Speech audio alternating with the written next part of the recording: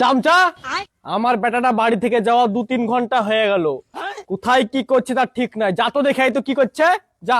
ঠিক আছে তুমি তার মশাই, আমি এখন যা তাড়াতাড়ি যা, বকিস না, তাড়াতাড়ি যা। ভাই মেলাক্ষণ তুই তো বসে আছিলি, একটা বিড়ি খা। আর দেখি আশেপাশে কেউ আসছে কি। ভাই কে কি বলবে রে বিড়ি খেলে দেশ উড়াতে তো বলেন কি? এই বাহ, তোকে জমিদার বাবু এত ভালোবাসে, তোকে বাড়ির বাইরে বেড়াতে দেয়, আর তুই কাশের বেটা সাথে বিড়ি খাওয়া ধরলি। আজ তোরা বাড়ি চ, তোদের খবর খারাপ আছে। দেখ কাশের বেটা, তোরও খবর খারাপ আছে।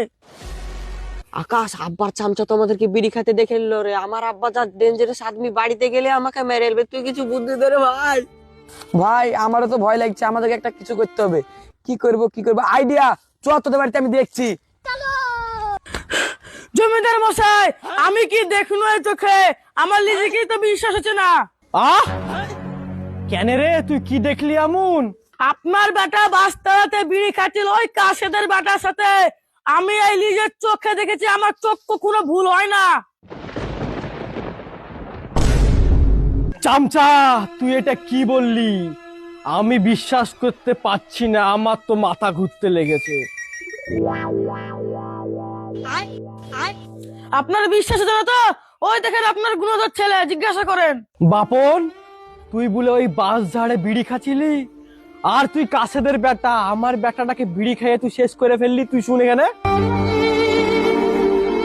জমিদার বাবু ভুলে গেছে, এবার মতন ক্ষমা করে দেন। তোর কোনো ক্ষমা নাই, তোর লেগে একটা বড় শাস্তি আছে। জমিদার বাবু এলেন, বিমল খান। কই দেখি। বলেন কি? চামচা, এখনকার টাইমকার ছেলে পেলে একটা বিড়ি খায়, হয়তো কোনো যায় আসে না। তুই আমার ছেলেকে এখনই ঘর ছাড়া করছিলি রে। হট এখান থেকে, হট। আয় আমার বেটা গেল আমার বুকে, আয় তুই, আয় আমার সব কিছু এনজয়।